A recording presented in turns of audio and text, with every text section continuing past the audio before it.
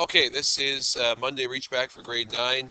Today's date is, I think, January 20th, Lahai, 2020. We have 18 questions from Chapter 2 on rational numbers, Chapter 3 on exponential form, Chapter 5 and 7 on adding, subtracting, multiplying, dividing polynomials, and Chapter 8, which we're currently on, with algebra.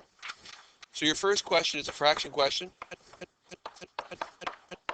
And the question is a bedmass as well, because there are more than one operation.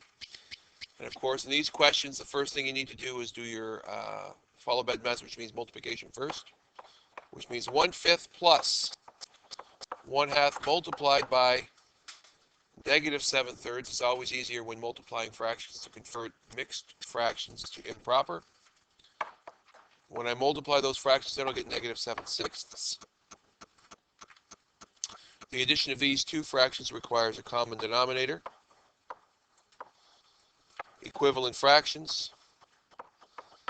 And in Chapter 6, you learn to add the numerators and keep your denominator, which means your final answer is negative 29/30.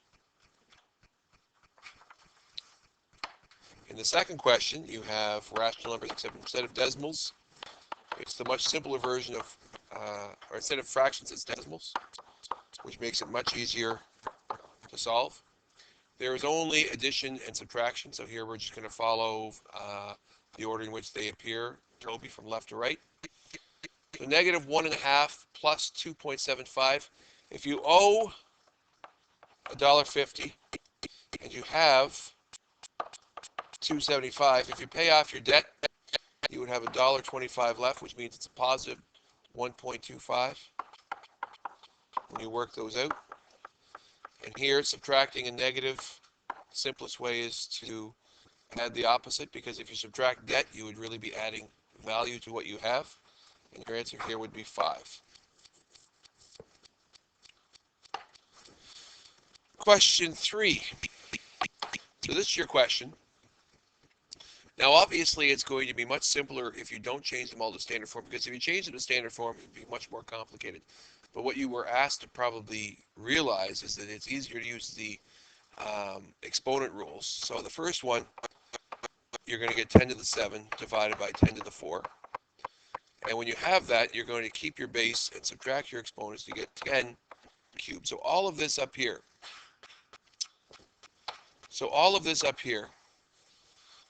Will simplify because down to this right there.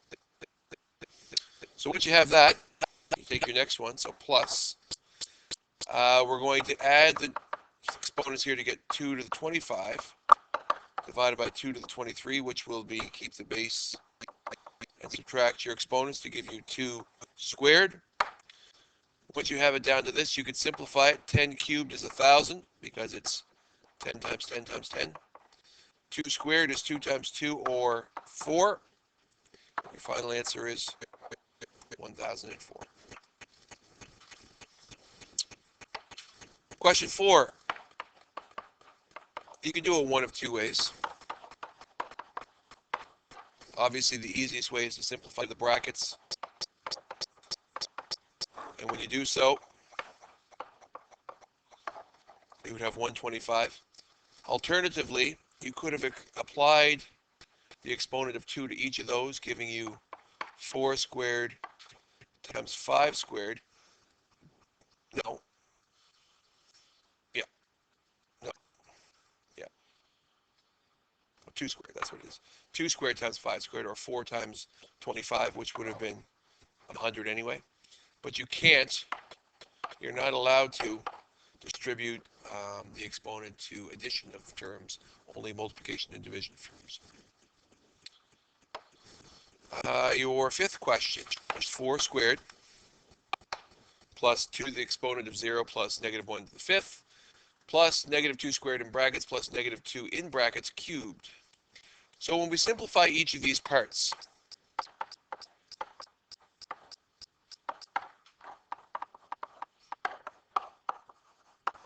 each of these parts is going to become those when we simplify from exponential form. And if we look here, remember, because that exponent of 2 is inside the brackets, it ends up being a negative 4 because it's the opposite of 2 squared. But because this 2 is in brackets, it means negative 2 times negative 2 times negative 2. So those are the differences here. Any base to an exponent, any base of negative 1 to an exponent of odd exponent will be a negative 1. If that had been a 6 instead of a 5, it would be a positive 1. And right here, any base to an exponent of 0 has a standard form of 1. So once you get that, it's simply adding them together. So I'm going to actually just go ahead and put lines through those two, because I know if I'm adding them together, that makes 0. And if I put these two, that's going to be negative 12 and 16, which will give you a standard form, no matter which way you do it, because of the associative property of mathematics.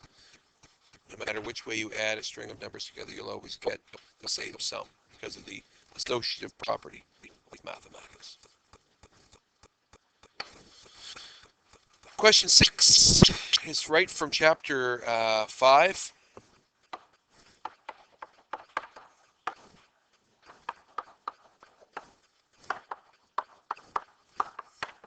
So we're adding two trinomials together.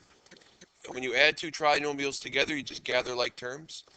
So if I grab my red pen, 4x squared and negative 3x squared is going to leave me with a positive 1x squared, or just x squared. 2x and 2x will gather to be 4x. And negative 3 and positive 1 will combine to give you negative 2. And that is as simplified as you can get, because you can't gather like terms any further, because they are not like terms. In question 7, it's the exact same question, except instead of adding the two trinomials together, you're subtracting. And we learned through modeling that the easiest way to get the subtraction to that is to actually change it to addition of the opposite of every term in the brackets. So now when we gather like terms, 4x squared and 3x squared is going to be 7x squared. Positive 2x and negative 2x make an algebraic 0 pair. And negative 3 and negative 1 make negative 4. So the answer is completely different when we subtract them. We end up with 7x squared minus 4. So for question 7 or 8 and 9, I'm going to do them both together. What is the perimeter and what is the area for each of these? So the perimeter is the sum of all sides. So there's two formulas. Since it's a rectangle, we could just say there are two lengths, one here and one here, and there are two widths, one here and one here, and the perimeter would be the distance around them. So we could write 2. There are two 2x plus 5s in the perimeter, and there are two negative x squareds in the perimeter. And when we expand this using distributive property, we have 4x plus 10 plus negative 2x squared. Now we have to gather like terms, and since there are no like terms, what we probably want to do here, Lahai, is what? We probably want to rearrange these in descending degree of terms. So your first one would be that, then that, then that. That would be your answer for the perimeter. The perimeter equals that. Now for area, the area of a rectangle is length multiplied by width. Or it doesn't matter. You could also have width multiplied by length if you wanted to. It doesn't matter. But what we're going to do is, since the length and width, there's a binomial and a monomial, we're going to take our first monomial and multiply it by our binomial. And we're going to expand using distributive property. And when we do so, we're going to get negative 2x cubed, because negative 1 times x is what this is. And this is times 2 times x.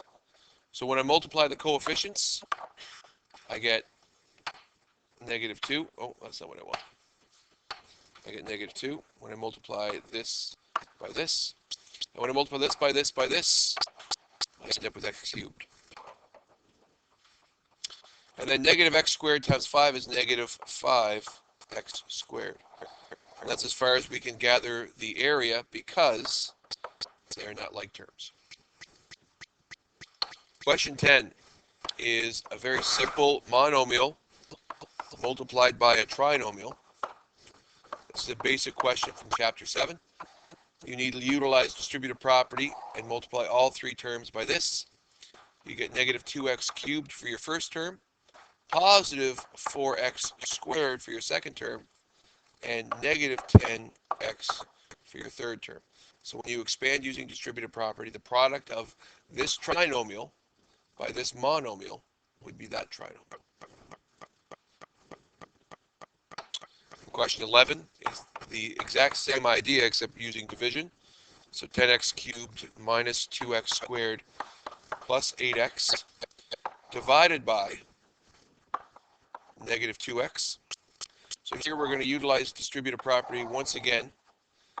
And what we probably want to do is write out all three separately.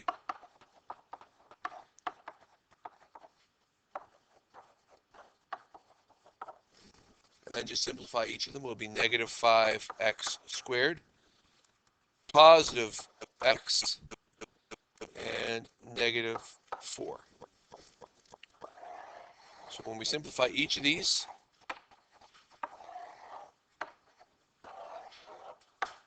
that will be our final solution. Next page, we're starting question 12, and it says simplify, and it says 2x squared plus 2x. And for some of you, you probably tried to manipulate it and got like 4x cubed or 4x or something like that. But the answer is this is simplified. That is the final answer because you cannot add them together because they are not what, Lucy? That's right, like terms. Like terms. Question 13.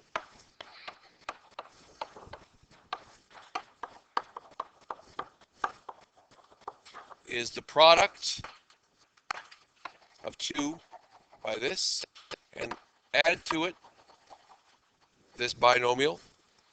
So we'll first expand using multiplication, giving us 4x minus 10.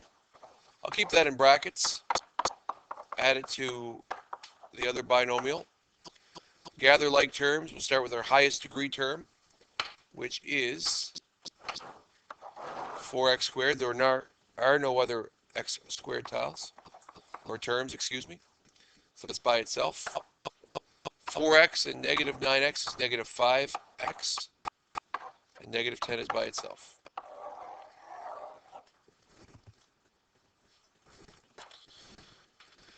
Question 14. We have a question right from chapter 8.1. And we have a coefficient, Toby, of negative 2/5. So if it was a simpler question, if it was 2x equals 4, we would have divided both sides by 2 to get x equals 2.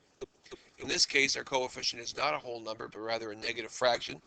But the idea of dividing by negative 2/5 is still a truth.